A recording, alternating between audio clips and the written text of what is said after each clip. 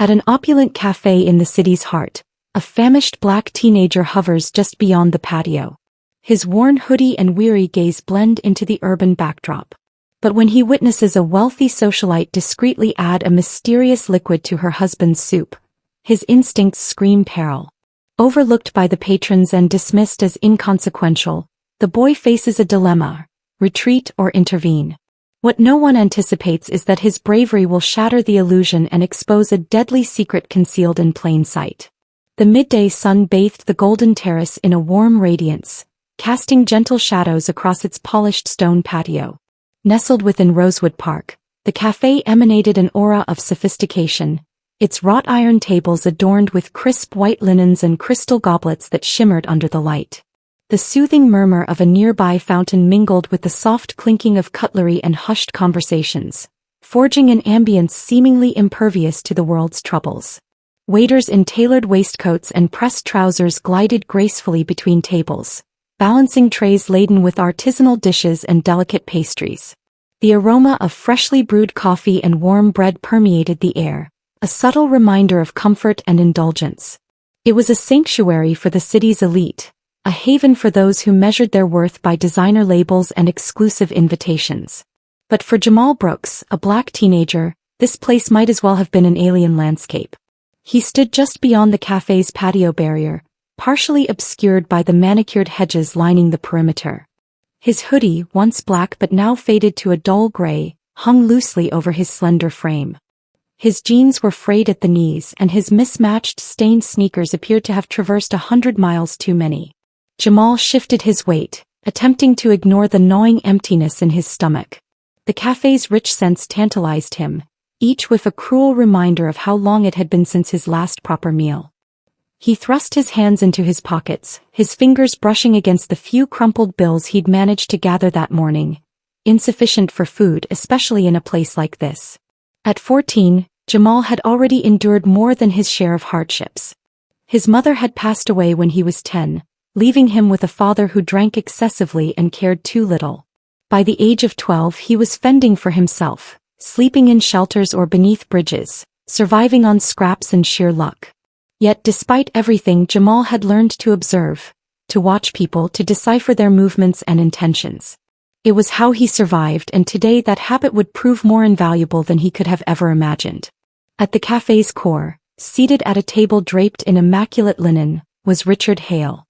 Even among the impeccably dressed crowd, he commanded attention, a man whose presence exuded authority. His tailored navy blue suit fit flawlessly, and his silver hair was meticulously combed back, complementing the sharp contours of his face. Behind the gold-rimmed glasses perched on his nose, his eyes bore the weight of years spent constructing and safeguarding an empire. Richard Hale wasn't merely wealthy. He was formidable, the kind of man whose name graced headlines and who navigated the world as though he owned it. But today he didn't appear invincible. His shoulders sagged ever so slightly, and he moved with the deliberate caution of someone attempting to conceal exhaustion. He adjusted his glasses and glanced at his phone, his brow furrowing as if the messages he read only amplified his weariness. Across from him sat Elena Hale, the epitome of refinement. Her long dark hair cascaded in lustrous waves over her shoulders, and her red dress clung to her figure as if custom-made. Diamond earrings sparkled at her ears, and a matching bracelet caught the sunlight as she reached for her glass of sparkling water. Elena looked every inch the trophy wife, her smile polished and practiced, yet her eyes conveyed a different narrative. They darted toward Richard's phone, then back to her plate, betraying a nervous energy that belied her projected calm. Jamal's gaze lingered on the couple. He couldn't articulate why, but something about them felt amiss. It wasn't their appearance. They were flawless, even perfect. It was the way they sat together, close enough to share a table, yet worlds apart in every other aspect. Richard barely glanced at Elena, and she seemed more absorbed in her reflection in the polished silverware than in her husband. Jamal might have turned away then, might have left them to their world of designer attire and three-course luncheons, but something caught his eye. Elena's hand slipped into her handbag, her fingers moving with practiced precision. She extracted a small glass vial, no larger than a travel-sized perfume bottle. Jamal squinted, his stomach lurching as he watched her twist the cap and tilt the vial over Richard's bowl of soup. The liquid, clear and unremarkable, vanished into the creamy broth without a trace. Jamal's breath hitched. He froze, his mind racing to comprehend what he'd just witnessed. Was it medication? Some kind of seasoning? But no, her movements had been too deliberate, too clandestine. And then came her words. Elena leaned forward, her voice low but sharp enough to reach Jamal's ears. After all the trouble I've gone through, you won't ruin this now. Richard didn't seem to hear her. He was still engrossed in his phone, distracted, oblivious to the peril inches from his lips. Jamal's heart hammered. He scanned his surroundings but no one else seemed to notice. The waiters glided past without a glance, and the other diners were too immersed in their own conversations to care. For a moment, Jamal hesitated. What if he was mistaken? What if he spoke up and embarrassed himself or worse, got arrested? People like him didn't belong in places like this. They weren't afforded the benefit of the doubt. But then he looked at Richard again. Older, slower, completely unaware, and Jamal made his decision. He pushed past the low hedge and strode toward the table, his legs trembling but his resolve unwavering. Voices murmured as people noticed him, but he didn't stop. When he reached the edge of the table, his voice emerged louder than he expected. Don't eat that. The cafe fell silent. Forks clattered against plates. Heads turned. Richard froze, his spoon suspended just above the bowl, his eyes wide with confusion. Elena's expression hardened, her hand tightening around the edge of the table. What the hell do you think you're doing? She snapped, her voice sharp and cutting. Jamal didn't flinch. She put something in your soup, he said, his voice shaking but clear. I saw her. For a long moment no one moved. The entire cafe seemed to hold its breath, caught between disbelief and curiosity. And then Richard set his spoon down, slowly, deliberately. Elena, he said, his voice low but steady, what is he talking about? The stage was set. The truth was about to unravel. And Jamal, hungry, scared, and utterly out of place, had just initiated something no one in that cafe would ever forget. Richard's hand trembled slightly as he placed the spoon beside the bowl, his sharp, discerning eyes darting from Jamal to Elena, seeking answers in the escalating tension that permeated the air around them. The clinking of silverware and the quiet hum of conversation had vanished, replaced by an unsettling silence. Every gaze in the cafe was fixed on their table. Jamal stood rigid, his heart pounding so loudly he swore it echoed in his ears. Sweat beaded at the back of his neck, but he didn't retreat. He had made his move, now he had to stand by it. Who are you? Richard's voice, though calm, carried the weight of authority. It wasn't a casual inquiry, it was an interrogation. Jamal swallowed, but his voice didn't waver. My name's Jamal, he said quickly. I saw her. He pointed at Elena, his finger trembling but firm. She poured something into your soup. I saw her do it when you weren't looking. Elena shot up from her seat, her chair scraping against the stone floor with an ear-splitting screech. This is absurd, she hissed, her face flushed. Are you seriously listening to this? She turned toward the gathering crowd, arms raised as if soliciting support. Look at him. He's just some street kid trying to stir up trouble. He probably wants money. Jamal flinched at her words, but he didn't back down. I don't want your money, he said louder this time. I just don't want you to die. His voice cracked, raw with desperation. Richard's eyes narrowed. He looked from Elena to Jamal again, weighing their words. Years of business deals and boardroom battles had sharpened his instincts, and something in the boy's voice resonated as true. Elena, he said, his tone quieter now but laced with suspicion, what's going on? Elena's composure faltered for just a moment, a flicker of panic in her eyes, but she recovered quickly. I can't believe you're even asking me that, she said, her voice sharp and defensive. He's lying, Richard. He's obviously trying to scam us. Why are you even entertaining this nonsense? But Richard wasn't looking at her anymore. He was staring at the bowl of soup in front of him. Slowly he leaned closer, inhaling carefully, his brow furrowed. Elena, he said again, this time with more force, answer me. Her mask cracked. This is insane, she snapped, her voice rising. Are you seriously going to trust some dirty kid who probably hasn't showered in weeks over me, your wife? The words cut, but Richard didn't flinch. Instead, he raised a hand, gesturing toward a nearby waiter who stood frozen in place. "Get the manager," he said firmly, "and call the police." "No." Elena's voice hitched, and for the first time, the cracks in her facade spread wide enough for everyone to see. "Sit down, Elena." Richard's voice was calm, but it left no room for argument.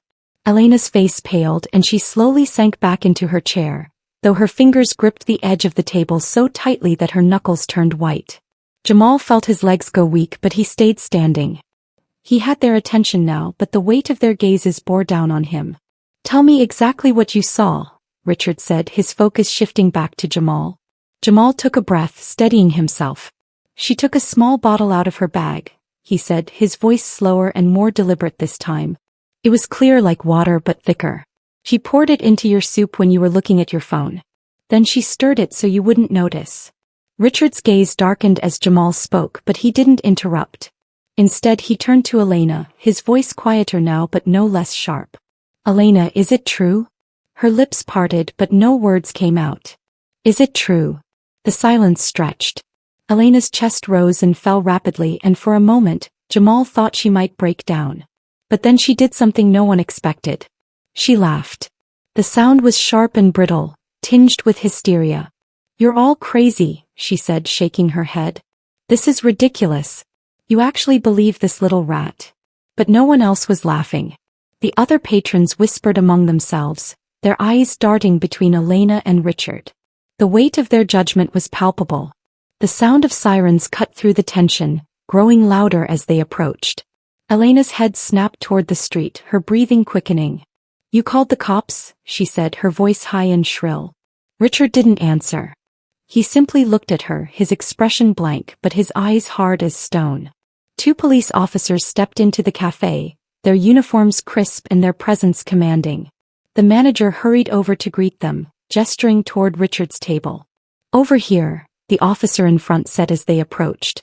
"Thank you for coming so quickly," Richard said, his voice steady despite the turmoil swirling around him. "This young man," he gestured to Jamal, "says my wife put something in my food." Elena bolted from her chair. "This is insane," she shouted. "He's lying. I didn't do anything." The officer raised a hand, signaling her to calm down. "Ma'am, we're going to need you to stay seated and let us handle this." Elena opened her mouth to argue, but the officer cut her off. "Sit down." She obeyed, but the panic in her eyes betrayed her. The second officer leaned down to examine the bowl. "We'll need to take this in for testing," he said. "No." Elena blurted out, and the cafe erupted in whispers again. The first officer raised an eyebrow. "Ma'am, is there something you'd like to tell us before we proceed?" Elena's lips trembled, her gaze darted toward Richard, then to Jamal and finally to the crowd that surrounded them. Her perfect poise crumbled. Her voice faltered. "I didn't mean for it to go this far." The words hung in the air, heavy and damning. Richard exhaled slowly, his shoulders sagging as though the weight of the betrayal finally settled. Jamal stood motionless, his chest heaving as the officer stepped forward. "Ma'am," one of them said, pulling out handcuffs, "you're under arrest for attempted murder." Elena's scream pierced the air as the officer grabbed her wrist and snapped the handcuffs into place. "You don't understand," she shrieked, struggling against the steel cuffs. Her diamond bracelet jangled against the cold metal, a harsh contrast to the polished image she had so carefully maintained. "He's lying. He's lying, Richard. You know me." Richard didn't move. He sat frozen, his gaze locked on the woman he had once trusted, once loved. But now all he saw was the desperation in her eyes and the venom in her voice. It was as if the carefully constructed mask she had worn since the day they met had finally shattered, revealing the truth underneath. "Take her outside," the officer said firmly, motioning for his partner to assist. "No." Elena's voice cracked as the officers tightened their grip. Her heels scraped against the stone floor as they began to pull her away. "You can't do this. I did it for us, Richard. For us." Her words hung in the air, echoing across the cafe like a confession that couldn't be taken back. The murmurs of the onlookers grew louder as phones appeared, recording every second of her downfall. "For us." Richard's voice, though quiet, cut through the noise like a blade. He rose slowly from his chair, his towering presence commanding the room's attention. His hands rested on the table, knuckles white. You tried to kill me, Elena. Elena twisted in the officer's grip, her eyes wild. You don't understand, she spat. You were supposed to leave it all to me. Your old Richard. You don't even care about the company anymore. Enough. The single word silenced her. Richard's voice didn't rise, but it carried the finality of a gavel hitting wood. Elena's shoulders sagged as if the weight of her actions had finally hit her. She stopped fighting and allowed the officers to lead her toward the door. But as she passed Jamal, her eyes locked onto his, sharp and unforgiving. You ruined everything, she hissed. You think this makes you a hero? You're nothing. Jamal flinched, but the fury in her voice didn't affect him the way it might have before. Not anymore. Instead, he held his ground and met her gaze, his voice steady. I saved his life, Jamal said. That's more than you ever did. Elena's mouth opened as if to respond, but the officers pushed her through the door before she could speak. The sound of the cuffs rattling against her wrists faded as the door swung shut behind them, leaving a stunned silence in their wake.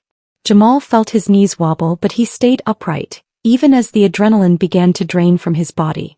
The room seemed to exhale all at once, and the quiet hum of voices returned, softer now but still buzzing with disbelief. Richard turned back to the table, his shoulders sagging. He ran a hand down his face, the weight of what had just happened settling heavily on him. Jamal expected him to yell, to demand answers, or maybe even blame him for causing a scene. But when Richard looked up, his eyes were softer than Jamal had ever seen them. You saved my life, Richard said, his voice low but steady. Jamal blinked. He shook his head, unsure of what to say. You didn't have to do that. Richard's voice carried the weight of genuine gratitude. You could have walked away. No one would have blamed you. But you didn't. Jamal opened his mouth, but the words caught in his throat. No one had ever looked at him like that before. Not with admiration, not with respect. He wasn't used to it. I couldn't let it happen, Jamal finally said, his voice barely above a whisper. Richard studied him for a long moment, then gestured to the empty chair across the table. Sit. Jamal hesitated, glancing around at the other patrons who were still staring. But something in Richard's tone made it clear this wasn't a request. Carefully, Jamal pulled out the chair and sat down, his hands fidgeting in his lap. Richard leaned back, exhaling slowly. Tell me, Jamal, how long have you been living like this? Jamal's shoulders tensed. Like what? Like you don't have a place to go. Jamal's eyes darted away. A while, he muttered. Richard didn't press, but his gaze softened. No one should have to live like that. Especially someone who's willing to stand up for what's right. Jamal shrugged, the weight of his circumstances pressing down on him. It's not like I had a choice. I couldn't watch her hurt you. Richard nodded, as if the simplicity of Jamal's words said more than any elaborate explanation ever could. Then he reached into his pocket and pulled out his phone. I know someone who can help, Richard said, typing quickly before lifting the phone to his ear. A friend of mine runs a shelter downtown.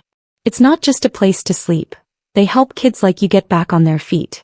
Education, jobs, whatever you need. Jamal's stomach twisted. You don't have to do that, he said quickly. I wasn't. You weren't asking for anything, Richard interrupted. I know that. And that's exactly why I'm offering. Jamal looked away, his hands gripping the edge of the table. No one had ever offered him anything without expecting something in return. Trusting people had never been easy for him. But something about the way Richard looked at him, like he actually saw him, made Jamal's walls start to crack. Okay, Jamal said quietly. I'll go. Richard smiled, a small but genuine expression that seemed to ease some of the lines on his face. Good. Before either of them could speak again, the waiter approached with the check, clearly unsure of how to navigate the aftermath of the chaos that had just unfolded. Richard waved him off, leaving a stack of bills on the table before turning back to Jamal. Let's go, he said, standing and motioning for Jamal to follow. Jamal hesitated for just a moment before rising from the chair. As they stepped out of the cafe, the air felt lighter, as though the storm had passed. For the first time in years, Jamal didn't feel invisible. And as he walked beside Richard, he let himself believe just for a moment that maybe, just maybe, his life was about to change. Jamal followed Richard out of the cafe, his shoulders slightly hunched and hands tucked into the pockets of his worn hoodie. The clamor of the crowd inside receded as the glass doors swung shut behind them, yet Jamal still felt their gazes burning into his back. For the first time in his life he wasn't invisible and he wasn't sure if that was a good thing.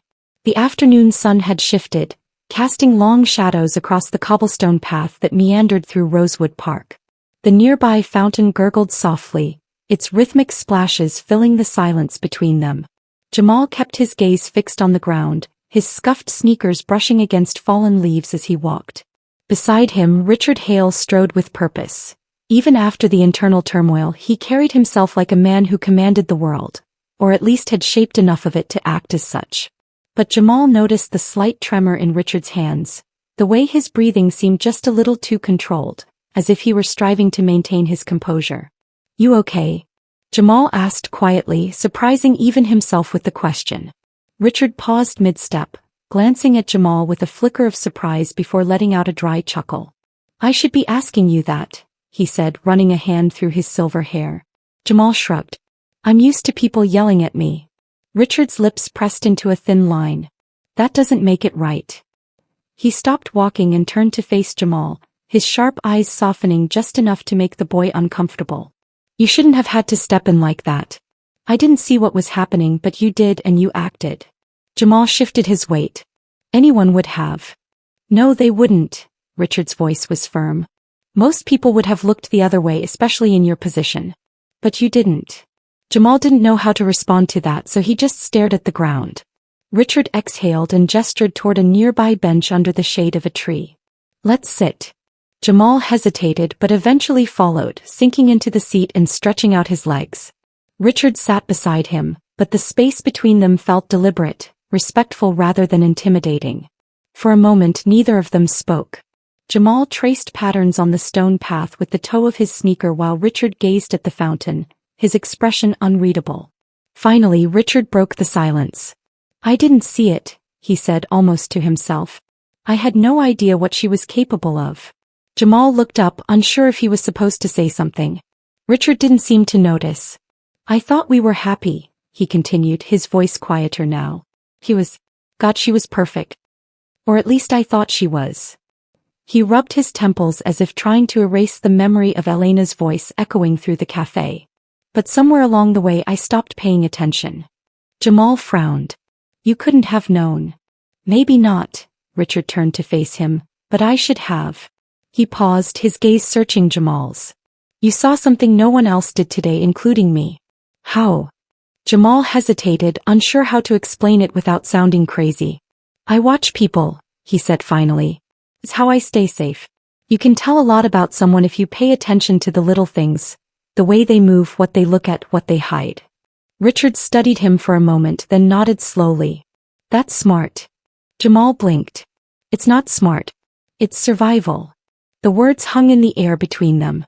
Richard seemed to weigh them carefully before leaning back against the bench. "You shouldn't have to live like that," he said after a moment. Jamal stiffened. "I can handle myself." "I don't doubt that," Richard said, a faint smile tugging at the corner of his mouth. "But you shouldn't have to." Jamal looked away, but Richard didn't press him. Instead he reached into his pocket and pulled out his phone again. "Let me make a call." Jamal's stomach tightened. "To who?" "To someone who can help," Richard said simply. He held up a hand before Jamal could protest. "Not out of pity. You earned this, Jamal. You earned my trust and my respect." The words hit Jamal harder than he expected. He didn't trust easily, but there was something about the way Richard said it that felt real, like he meant it. Jamal shifted uncomfortably, still unsure if he should let himself hope for something better. "What if it doesn't work out? Then we'll figure something else out."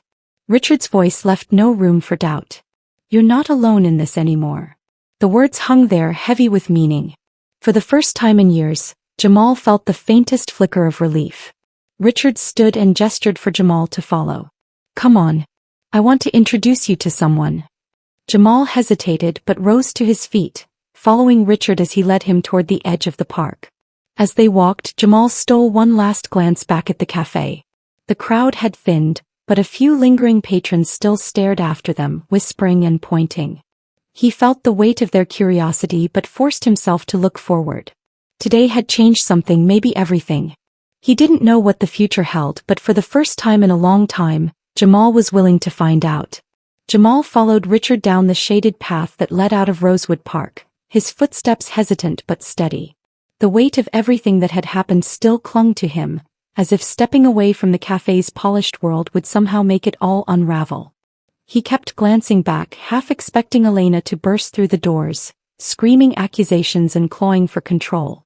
But the cafe remained as still as the fountain beside it, quiet and contained as though the chaos had never occurred. Richard, on the other hand, walked with the steady determination of a man who had made up his mind. His phone was pressed to his ear, his voice low but authoritative as he spoke to someone Jamal couldn't hear. Jamal's fingers twitched in his pockets, brushing against the frayed seams of his hoodie. Part of him wanted to bolt, to vanish before whatever promises Richard was making became too real to back out of. But another part, the part that had fought to speak up, that had refused to look away when it mattered most, kept him rooted to the spot. Richard ended the call and slipped the phone back into his pocket. "They're expecting us," he said, glancing at Jamal. "It's just a few blocks from here." Jamal's stomach churned. "Who's they?" "A friend of mine runs a foundation New Beginnings shelter. It's not just a roof over your head. They'll help you figure out school, work, whatever you need to get back on track." Richard paused, then added, "No strings attached." Jamal bristled instinctively. "I don't need charity." "It's not charity," Richard replied firmly. "It's a fresh start and you've earned it." Jamal's lips pressed together, his defenses flaring despite himself. "I don't know how to do any of that, school jobs, none of it." "You didn't know how to do what you did today either," Richard countered, "but you did it anyway." Jamal looked away, the words settling uncomfortably in his chest. No one had ever talked to him like that before, like he was someone worth believing in. It scared him more than he wanted to admit. The shelter came into view at the corner of a quiet street, its brick facade softened by vines climbing up the sides. A small sign above the entrance read, "New Beginnings," in clean, hopeful lettering. Jamal slowed as they approached the door, his pulse quickening. Richard stopped and turned to face him. "You don't have to do this," he said, his voice calm but steady, "but I think you should." Jamal looked up at the building, his eyes scanning the windows and the warm light glowing from inside. He didn't know what waited for him on the other side of that door, but he knew what waited if he turned back. Cold nights, empty stomachs, and people who looked past him like he wasn't even there.